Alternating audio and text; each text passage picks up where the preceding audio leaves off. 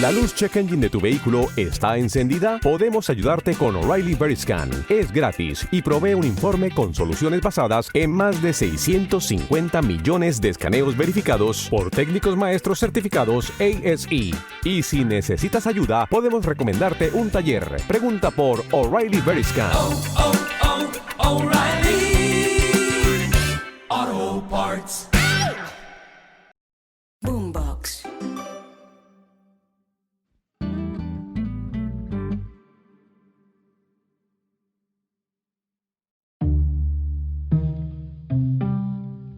La mañana del 11 de mayo de 1978, dos carros Renault se parquearon frente a la casa del embajador de Nicaragua en Bogotá.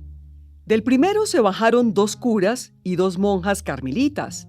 Del otro descendieron 4 hombres vestidos de paño y corbata. Para nadie en la residencia diplomática, la presencia de ese grupo pareció algo extraño. Ese día, el embajador William Barquero había agendado una visita con los religiosos y los hombres de corbata eran periodistas que venían a cubrir el evento.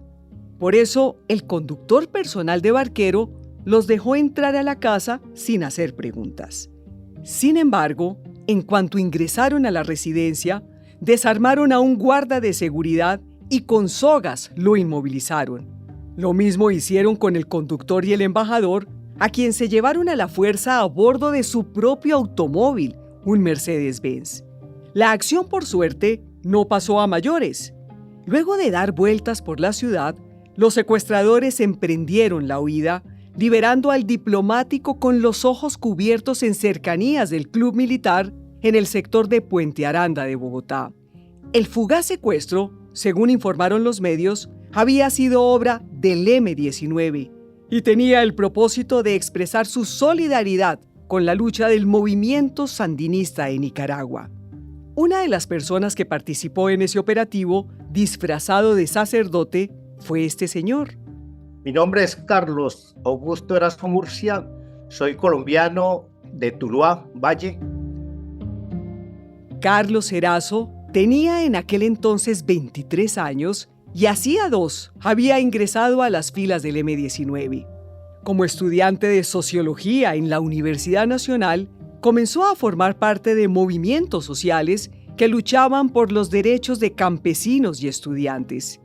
Esa militancia tomó un rumbo más radical cuando aceptó la invitación de un amigo suyo de ingresar al M-19, una guerrilla que entonces tenía una presencia fundamentalmente urbana.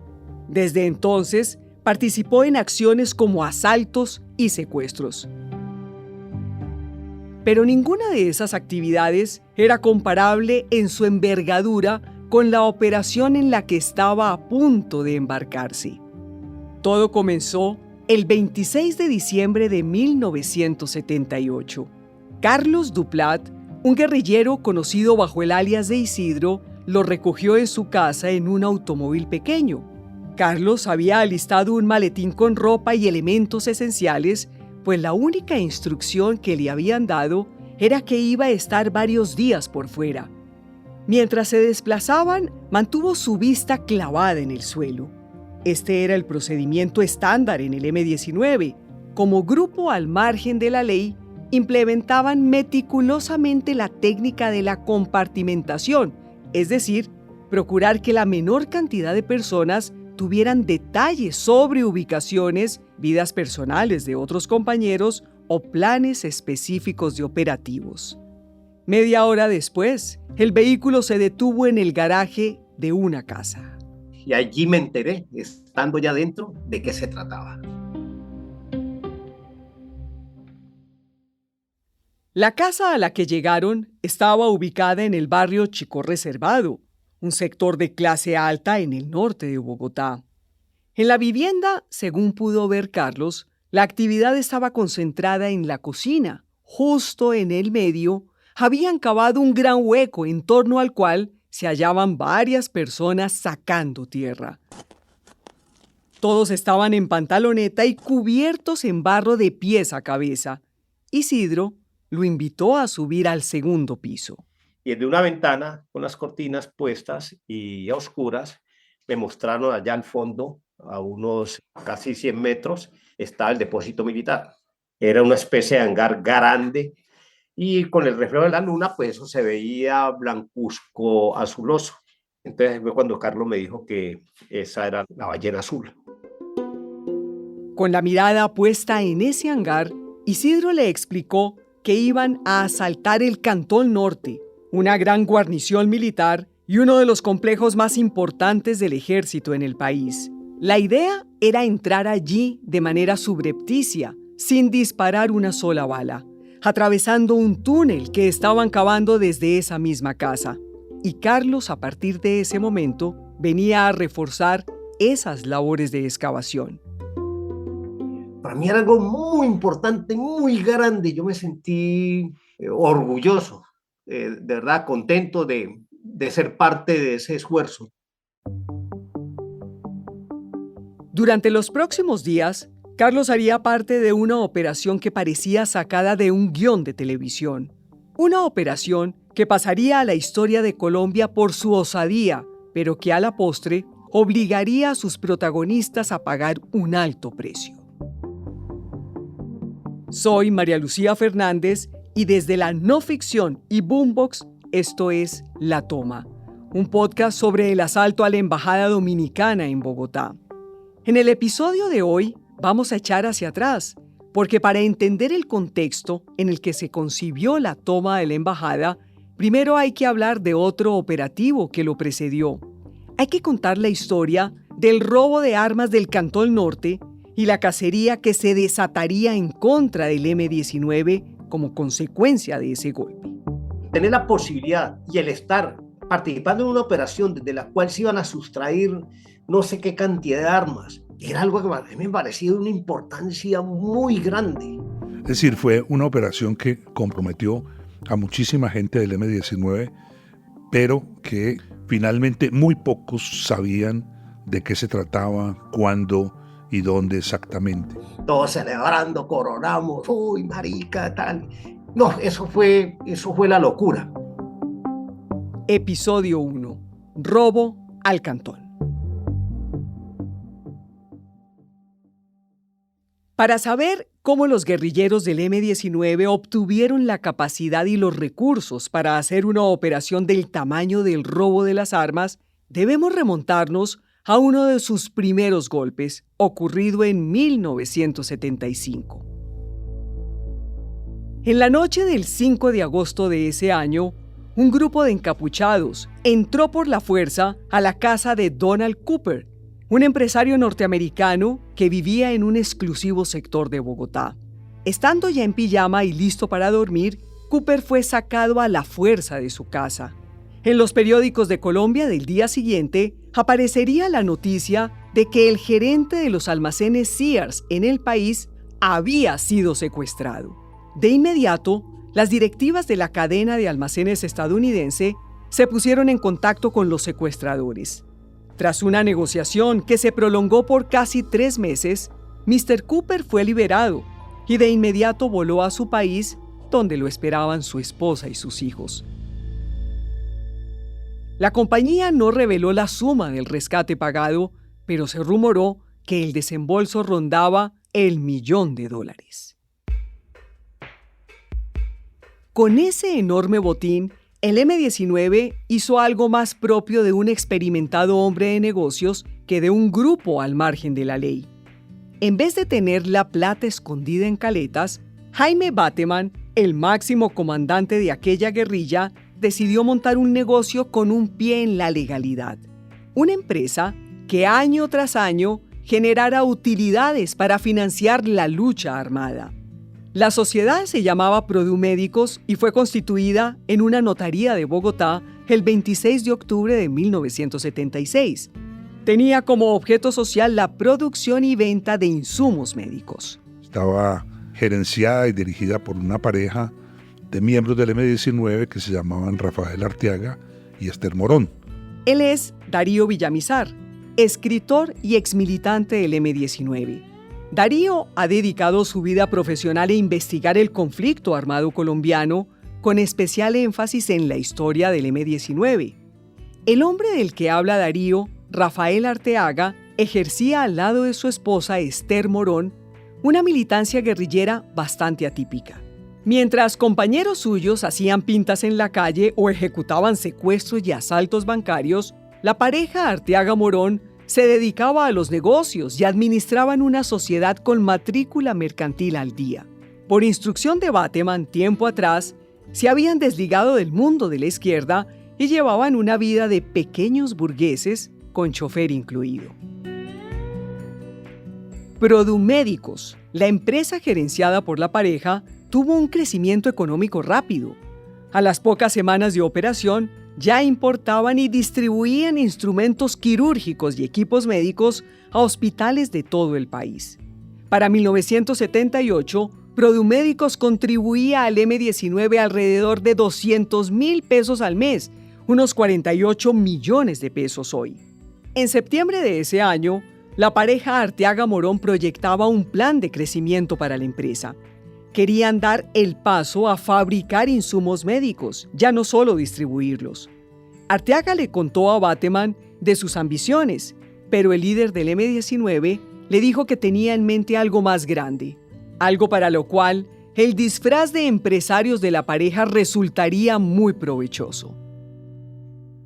Bateman tenía en la mira consolidar el M-19 como un grupo armado con presencia en todo el país.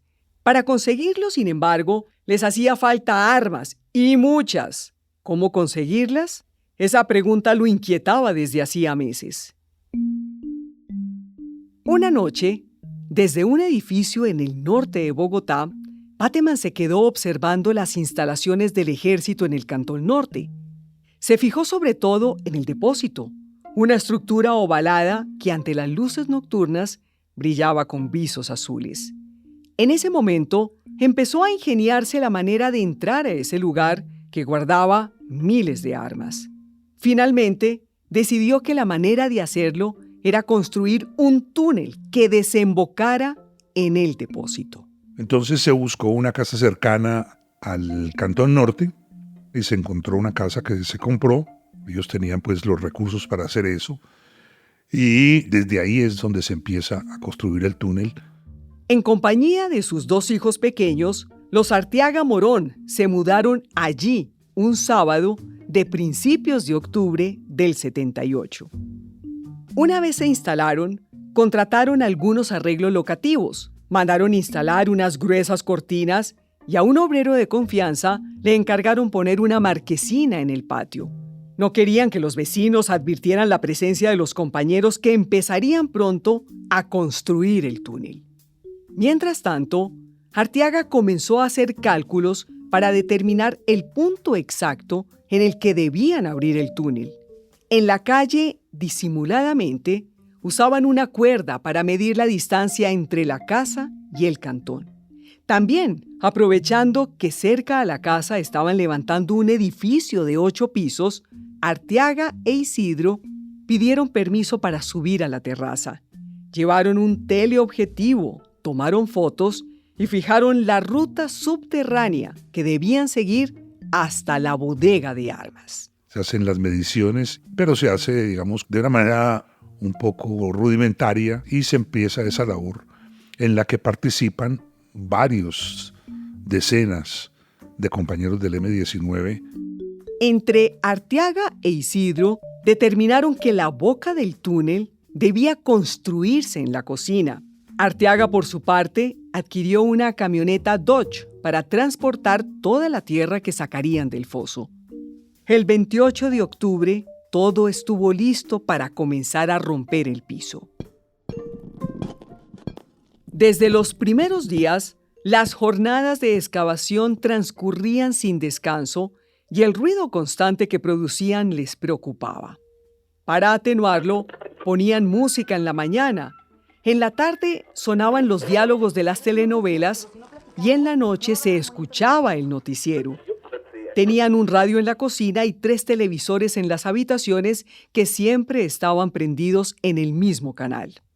Para no despertar sospechas, Esther y Arteaga tenían que seguir llevando las riendas de produmédicos y al mismo tiempo aparentar ser una familia normal.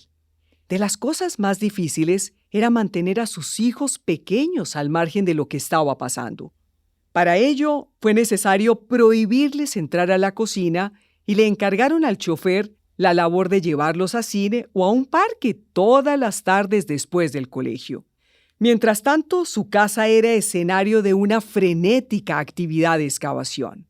Era una casa grande y tenían la posibilidad de moverse por cierta área de la casa. Ahí se alimentaban, dormían y pasaban algún tiempo en la construcción. El 8 de noviembre, 11 días desde que removieron la primera piedra, completaron la primera parte vertical del túnel.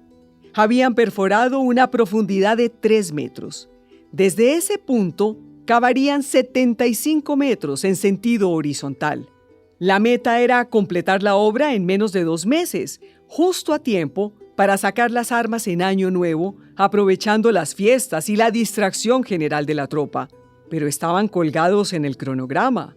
Para llegar a tiempo, debían avanzar un poco más de 1 metro por día, pero las primeras semanas avanzaban en cada jornada apenas 30, 40, cuando mucho 50 centímetros. El retraso se debía en gran parte a todos los obstáculos que se encontraban bajo tierra. El más grande y más frecuente era el agua. En Bogotá llueve mucho, sobre todo en la época de fin de año. En cuanto los guerrilleros empezaron a perforar, encontraron agua acumulada de las lluvias en el subsuelo. Para drenar el foso, tuvieron que comprar una motobomba y desaguar el túnel una y otra vez, pues a medida que avanzaban, se encontraban con más agua. También, habiéndose adentrado un poco más bajo tierra, brotaron unos gases que dificultaban la respiración. Con una manguera lograron evacuarlos y continuar el trabajo. Tras 6 semanas de trabajo, habían cavado poco más de 38 metros, es decir, todavía faltaba la mitad del túnel. Estaban a menos de 2 semanas del día marcado en el almanaque para completar la obra. Para acelerar el paso, decidieron llamar refuerzos. Y entonces yo llegué como parte de un grupo, éramos como 3 más, a reforzar y a completar para aumentar el número de metros que se excavaba por día, por jornada. Carlos Erazo, la persona que escuchamos al comienzo del episodio, se incorporó a la construcción del túnel el 26 de diciembre, a solo 5 días de la fecha prevista para la terminación de la obra. Después de todas esas explicaciones, después de tomar agua y toda la cosa, comencé el turno, como a la medianoche. Le dieron una pantaloneta, unos tenis y unos guantes, y se internó por la boca del túnel. Ahí me correspondió jalar un carrito, una especie de carrito que iba por un rielcito, que era el que se desplazaba a lo largo del túnel, desde el cual allá quienes estaban excavando llenaban unos baldes con la tierra que excavaban, la montaban en el carrito, y acá, en el otro extremo, a la boca del túnel, ¿cierto? Esta otra persona me correspondió ese día a mí para comenzar a jalar una cuerda de nylon gruesa, a jalarlo hasta llegar al carrito. En cada trayecto, el carrito podía transportar apenas 3 baldes. Carlos, por tanto, debía jalar y jalar de la manila a ritmo de vértigo. Una vez los baldes llegaban repletos de tierra desde el frente de trabajo hasta el otro extremo, subían la carga hasta la cocina. Allí había otra persona que lo recogía y ellos ya se encargaban de irlo acomodando allá en el garaje y en la camioneta que lo sacaba. Eso fue mi primer trabajo y fue intenso y súper agotador. Completado su primer turno, tras 6 horas de labor frenética, Carlos salió del túnel envuelto en sudor y barro. Se dio una ducha, comió algo y se echó a descansar. Eran alrededor de las 6 de la mañana. Dormíamos por turnos en unas colchonetas colocadas en el suelo en una de las habitaciones. Ahí dormíamos y uno quedaba, quedaba uno de una. Dormíamos como piedras, nos llamaban, nos aseábamos, nos cepillábamos y se comenzaba nuevamente el turno. Así continuó la rutina los días siguientes. Trabajaban en escuadras de 8, que se relevaban unas a otras cada 6 horas. Entre ellos se rotaban también las labores. El que en un turno picaba la tierra, al siguiente se encargaba de vertirla en los baldes para luego, tras el descanso, empujar el carrito. Era un ritmo bien intenso porque había una motivación muy especial. La llegada de Carlos y los otros ayudantes a la casa surtió efecto rápidamente. En 3 días habían logrado achicar la distancia en 15 metros. Para la mañana del 30 de diciembre, apenas los separaba del suelo de la bodega militar una distancia aproximada de 5 metros. Si no había ningún contratiempo, todo indicaba que en esa misma jornada completarían la obra. El 30 de diciembre llegaron a los 72 metros. A partir de ese punto, inclinaron la excavación para cubrir diagonalmente los 3 metros restantes. Esa era la parte que requería mayor nivel de precisión. Con martillo y cincel despejaban la tierra. Los golpes tenían que ser secos, limpios. Como con unas palitas pequeñas que teníamos y unos azadones, ir golpeando la tierra y sacando pedazos de tierra. El otro compañero la iba corriendo así y se iba llenando, otro compañero lo iba llenando en unos baldes y lo iba acomodando en el carrito, en el cochecito. Horas después, ya en la noche, se encontraron con una estructura dura. Reconocían haber llegado a la plancha del depósito, la superficie debajo del piso. Entonces lo que ya se procedió fue a comenzar ya a perforar el piso. Al suelo barroso del túnel hincaron unos grandes troncos de madera. Sobre ellos extendieron un gato para levantar carros. Pero este era un gato grande, seguramente de una tractomula o algo así. Ese gato tenía una punta, ¿cierto? Una varilla de hierro larga y con una punta. Al subir el gato, la presión de la varilla rompió el primer pedazo de cemento. El estruendo fue tal que los guerrilleros temieron que los soldados hubieran advertido algo extraño. Tras unos minutos de silencio y quietud, reanudaron la actividad. Ese trabajo duró varias horas y nosotros seguimos, nos doblamos de turno y seguimos con esa emoción. Ya hemos llegado, ya estamos abriendo, ya estamos casi adentro. La presión ejercida logró abrir en el suelo un boquete lo suficientemente ancho para que entrara una persona. Con un periscopio, se cercioraron de que no hubiera vigilancia en el lugar, tras lo cual subieron los 2 primeros compañeros de Carlos. Yo también me subí, yo no me aguanté las ganas y en esa época yo era delgado, entonces subí también. La oscuridad impedía hacer un detallado inventario visual de la bodega, pero con el paso de los segundos, la vista se acostumbró a la penumbra. Carlos logró identificar la silueta de unos cajones y unas cajas enormes, apiladas unas encima de otras. Si el túnel se desviaba un solo metro, su desembocadura habría quedado taponada debajo de esas cajas. Y al salir había que salir como por un pasadizo entre la pared y las cajas, unos 10 metros, y después cruzaba a la derecha, seguía el pasadizo y ya salía uno ya a la parte del centro del depósito, que ya era una cosa amplia, grande, ya pues con todo ese material militar, todo el material de guerra que estaba allí. Tras unos minutos, recibieron la orden de regresar a la casa. Agarraron como 10 armas antes de abandonar la bodega y fueron informados de que la extracción completa se llevaría a cabo al día siguiente. Ya eran como las 11 de la noche, ya llegamos y era la alegría de todo el mundo. Recuerdo que nos bañamos, nos cambiamos y comimos y nos tomamos un trago, era como la fiesta allí, todos celebrando, coronamos, uy, marica, tal. No, eso fue la locura. La noche del 30 de diciembre durmieron apenas 4 horas. Desayunaron de madrugada y coordinaron la logística para ese día. Carlos fue asignado al grupo que iba a entrar al cantón. Alrededor de las 5:30 de la mañana, con los primeros rayos de luz, volvió a cruzar al otro lado del túnel. No, cuando regresamos fue la locura, por eso la gente caminaba, corrían, miraban, nos abrazábamos, nos reíamos en voz baja porque no se podía hacer ruido. Y era como una locura. Es decir, el primer minuto fue un despelote ni de putas, pues, porque no, la emoción era la locura. Yo hacía una comparación en aquel entonces, ¿cierto? Y me imaginaba yo que esa era en el cuento de Alí Baba y los 40 ladrones, la sensación que sintieron cuando el Ábrete Sésamo abrió la gran roca y encontraron ese tesoro inmenso allá. Eso era lo que estamos viendo nosotros, lo que estamos percibiendo. Toda esa montaña de munición, de cajas con munición, de armamentos colocados sobre la pared, apilados en cajas. Después de la emoción inicial, comenzó la faena.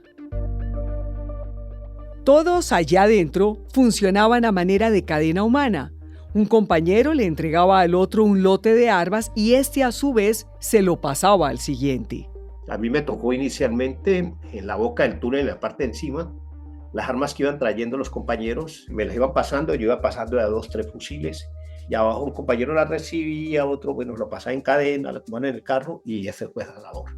Luego de 3 horas, lo rotaron a otra posición, correspondiéndole ahora sacar las armas de las cajas. Fusiles de perilla, carabinas San Cristóbal, carabinas M1, carabinas M2, pero era en cantidades. Entonces imagínense la emoción de nosotros ver todo eso. Comprender el enorme valor del arsenal que estaban robando facilitaba el trabajo extenuante de aquella jornada. Lo envolvía de una mística especial. Eso fue todo el día en esa actividad febril, rápida, en silencio, de sacar armamento. Nosotros no paramos ni a comer. Realmente ese día no comimos, lo que sentíamos era una sed terrible. Hubo un momento, sin embargo, en el que todo el operativo estuvo a punto de venirse a pique. Sucedió cuando un perro, un pastor alemán del ejército, comenzó a ladrar incesantemente desde el exterior de la bodega. Y el perro se acercó al portón y comenzó a ladrar y a escarbar en la puerta, a arañar la puerta. Y eso fue como eso de las 10 de la mañana, que realmente ahí nos vimos descubiertos, nos vimos pillados. Tan cerca se sintieron de ser descubiertos que Carlos y otros compañeros agarraron unas armas y las cargaron, listos para abrir fuego. Pero no fue necesario. Los militares simplemente alaron al perro del collar y se lo llevaron. El perro sí nos descubrió, el perro sí nos olió y supo que había gente extraña allí. Pero la persona que estaba a cargo del perro y los otros que están allí no atendieron la señal que le estaban dando el perro de que había algo que no cuadraba, es decir, que había gente extraña allí. Fue un momento de mucha tensión y de mucho susto. Después de casi 16 horas de trabajo, recibieron la orden de suspender la actividad y regresar a la casa. El operativo continuaría al día siguiente. De acuerdo con el conteo, hasta ese punto habían robado 3.700 armas que en paralelo despacharon a diferentes puntos de la ciudad para enterrar en caletas. A pesar del agotamiento, Carlos no cabía de la felicidad. Antes de dar por terminada su jornada, se reunió alegremente con sus compañeros para despedir el año. Yo recuerdo que hubo comida china, yo recuerdo ese plato, comida china en cantidades, camarones, huevos de codorniz, delicioso, cerveza, vino, whisky y baile, y muevan la cadera, saquen el brillo la villa y porque sí tenemos puesta la ropa. Pero fue muy bacana, pero sí, fue todo muy medido también, ¿no? Y es muy bajo volumen. Y nos acostamos, nos fuimos a la cama como a la 1 de la mañana. Al día siguiente, nuevamente, a las 4, 4:30 de pie, y seguimos en la labor de seguir sustrayendo armamento. Ese día, 1 de enero de 1979, trabajaron igual que el anterior, hasta que a media tarde recibieron la orden de poner fin a la actividad. Carlos dice que ya para ese punto habían sacado la gran mayoría de armas que estaban a la mano. En total, eran más de 6.000. Antes de abandonar el depósito por última vez, pintaron con aerosol unas consignas y colgaron 2 banderas grandes, una de Colombia y otra con los colores del M-19. Carlos y otros compañeros también tuvieron tiempo para posar frente al lente de una cámara. Con capuchas puestas, fueron retratados levantando como trofeos un par de armas robadas. La idea era enviar ese material a la prensa al día siguiente. Pero también había un sentido en lo que hacíamos también como de ridiculización, como de burla hacia el ejército, ¿no? Y eso nos costó más de lo que nosotros nunca pudimos imaginar después. Al regresar a la casa, Carlos la encontró ya desocupada. Se bañó, se cambió y caminó hacia el paradero de bus más cercano. Eran aproximadamente las 8 de la noche del 1 de enero. Para ese momento, la pareja Arteaga Morón ya se encontraba camino a Panamá junto a sus 2 hijos. Su fachada de empresarios tan útil por años quedó completamente desmantelada. Aquí de nuevo, Darío Villamizar. La orden era que no quedara prácticamente nadie en la ciudad, en Bogotá, ¿no? Por lo menos los dirigentes que estaban conocidos, que salieran a otras partes del país. En la mañana siguiente, mientras la plana mayor del M-19 con Bateman incluido tomaba rumbo hacia el sur del país para esconderse, las redacciones de los principales diarios y emisoras recibían llamadas en las que les decían que en la carrera 11B, frente al Cantón Norte, había una gran primicia. En la primera página del Tiempo al otro día se leía en letras grandes: M-19 roba gran arsenal de armas. Acompañada de una foto aérea de la guarnición militar y de la casa en la que se tramó todo, la nota catalogaba la acción como uno de los golpes más audaces de una guerrilla urbana en América Latina. La acción dejó la imagen del ejército colombiano por el suelo. Ante el mundo, era exhibido como una fuerza militar incapaz de advertir un robo que venía gestándose desde hacía meses en sus propias narices. Heridos en su honor, darían inicio a una cacería feroz. Una pausa y volvemos.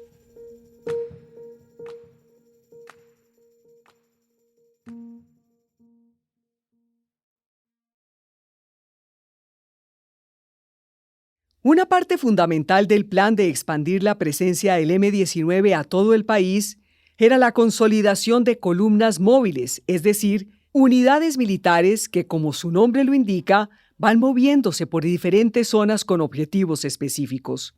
La mayor parte de las armas sustraídas del cantón estarían destinadas a estas columnas. Por eso, milicianos del M-19 en Bogotá habían recibido instrucciones de recoger el armamento, algunos para transportarlo a otras partes del país y otros para esconderlo. Por su parte, quienes habían participado directamente del robo tenían instrucciones de salir de la ciudad de inmediato. A Carlos Erazo, por ejemplo, le dijeron que me fuera para mi pueblo, para Tuluá, que no me fuera para volver a aparecer allá, que suspendía citas, suspendiera todo. Sin embargo, él no obedeció. Yo en aquel entonces tenía una novia. Una novia estaba, pues, como se dice, tragado. Entonces, no, pues yo seguí con mi novia en Bogotá. Desacatar esa orden lo pagaría caro. Una vez el ejército se enteró del robo del Cantón Norte, desató una embestida implacable contra el M-19. Más de 500 allanamientos fueron llevados a cabo entre el 2 y el 10 de enero. Una semana más tarde, fuentes militares reportaron orgullosas que el 75% de las armas habían sido recuperadas y más de 100 personas se hallaban detenidas por vínculos con el golpe. Entre los capturados figuraba Carlos Duplat, Isidro, una de las cabezas del operativo. De acuerdo con los periódicos, la inteligencia militar había logrado tal nivel de eficacia en su reacción gracias a los interrogatorios con varios de los capturados. Carlos, desde su casa en el sur de Bogotá, registraba con preocupación cada nuevo allanamiento, cada nueva detención. El cerco se estrechaba. El 18 de enero, en la puerta de su casa, le llegó el turno. Bajé y abrí, y apenas abrí, inmediatamente entraron 3 tipos y me encañonaron. Y lo primero que dijeron, te cogimos, negro, hijo de puta. Ahí se me abrió la tierra. Los militares registraron su apartamento, pero no encontraron armas ni munición. Carlos las había sacado un par de días antes. A su novia Miriam también la capturaron. Los amarraron juntos, abrazados, y Carlos aprovechó para decirle que debían inventar una coartada, alinear sus relatos sobre lo que hicieron el fin de año. Que yo el 31 la pasé con usted, que yo viajé, estuvimos en Duitama. A bordo de un carro, fueron conducidos a la 13ª Brigada del Ejército, al norte de Bogotá. Era un hangar grandísimo y en ese hangar había cantidades de camas y había cantidad de gente que estaba acostada en esas camas. La gente la estaban interrogando y a la gente la sacaban por turnos a interrogatorios. Allí mismo había cantidad de personas interrogando, a otros los sacaban, los golpeaban, los pateaban, torturando a la gente. Miriam fue separada de Carlos. Los primeros 2 días, a Carlos lo interrogaban constantemente y tuvo que contar y escribir en papel una y otra vez la historia inventada sobre cómo transcurrieron sus últimos días de diciembre, dónde había estado, qué hizo. Todavía no le habían hecho nada más que preguntarle insistentemente y él alcanzó a pensar que lo iban a dejar ir. Pero eso cambió al tercer día, cuando lo llevaron a un cuarto repleto de gente encapuchada. Por la contextura de sus cuerpos, reconoció entre ellos a algunos compañeros. En ese lugar comenzaron las torturas para Carlos. Y ahí sí, hermana, comenzaron ya, me sacaron y eran patadas, puñetazos, y eso fue así, pues, no, pues era como un saco de esos de práctica de boxeo. Y no sé cómo el cuerpo de uno puede resistir tanto, pero fue así. Después de varias horas de golpes, lo condujeron a las caballerizas y lo dejaron tirado en el piso para que durmiera. Sin embargo, en cuanto lograba conciliar el sueño, llegaba un soldado a darle más patadas o puños. Así fue toda la noche. Al otro día, lo sujetaron con 2 cuerdas a las muñecas y lo colgaron. Lo dejaron en pantaloncillos y le encajaron golpes en las costillas y testículos. Tras 2 días de casi no dormir ni comer y de recibir golpes constantes, le permitieron ver a Miriam. Había allí también que le estaban pues cascando y todo, pues le estaban torturándola. Y ella aguantó. Ella me quería mucho, por amor. De eso estoy convencido. No le dijo nada. Un par de días más tarde, lo llevaron a las denominadas cuevas de Sacromonte, unos depósitos del ejército en Facatativá que por esos años se convirtieron en escenario de torturas. Carlos todo el tiempo estuvo encapuchado, pero sentía la humedad y escuchaba el eco tétrico de aquel lugar.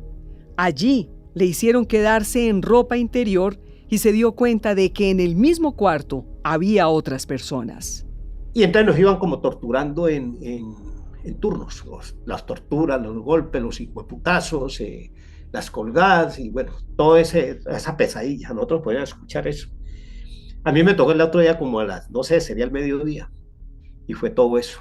Y de ahí uno lo bajan sin sentido y vuelve y juega. Y vuelve y juega así. No sé cuánto tiempo nos estuvieron en eso, pero eso fue tenaz. Una cosa es decirlo aquí ya después de tantos años y otra cosa pues haber vivido esa pesadilla, porque fue una pesadilla. Por eso yo creo que la mayor parte de la gente habló. Y se entiende, porque es así, son las realidades. Eso, nadie, ninguno de nosotros estaba preparado para una respuesta tan feroz, tan brutal.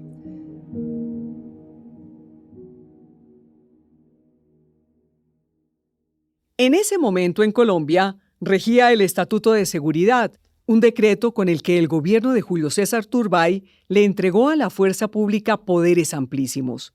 Con el pretexto de combatir a las guerrillas, los militares, entre otras cosas, podían detener a cualquier persona por mera sospecha y juzgarla en consejos de guerra verbales. Al amparo de esa normativa, además de las reiteradas torturas, el ejército en tiempo récord logró reducir las estructuras del M-19 a su mínima expresión. Entre enero y agosto de 1979, llevaron a cabo casi 1000 allanamientos y habían detenido a 646 personas. Para finales de ese año, buena parte de la cúpula de esa guerrilla estaba tras las rejas, a portas de ser juzgada por un consejo verbal de guerra. El desmantelamiento de la organización parecía algo inminente. Jaime Bateman, el comandante general del M-19 y uno de los hombres más buscados de Colombia, decidió que era el momento de actuar. Liberar a sus compañeros presos se le convirtió en una prioridad. A Lucho Otero, uno de los estrategas más destacados del M-19 a nivel operativo, Bateman le encargó la tarea de barajar alternativas. Primero, evaluaron diferentes planes de fuga, pero llegaron a la conclusión de que las posibilidades de éxito eran mínimas y con el menor revés podría terminar todo en una carnicería. Decidieron entonces que la mejor opción era ejecutar una toma de rehenes. De esa manera presionarían un canje entre presos y secuestrados. Finalmente se decide por la Embajada de la República Dominicana, que celebraba el día de su independencia el 27 de febrero ese año, el año de 1980. De esto hablaremos en el siguiente episodio de La Toma. Me dijo, bueno, vamos a hacer un operativo, hermano, vamos a sacar los presos y lo hemos tenido en cuenta usted. Hay fotografías, hay croquis, está detallado toda la embajada por dentro, están detalladas las calles aledañas y nos explican en general de qué se trata la operación. Digamos, vamos a oír a Daniel Santos, vamos a oír a la Sonora Matancera y nos vamos a morir. Pues por lo menos, hermano, sí, oigamos la música que queremos. La Toma es una producción de la no ficción y Boombox. La dirección y producción ejecutiva es de Juan Serrano. La producción y el trabajo de guión es de Tatiana Lozano. La mezcla y el diseño sonoro es de Valentina Fonseca. El marketing y las comunicaciones son de Isabela Soto Vallejo, Shaquén Moreno y Gabriela Rivera. Mi nombre es María Lucía Fernández. Hasta una próxima ocasión.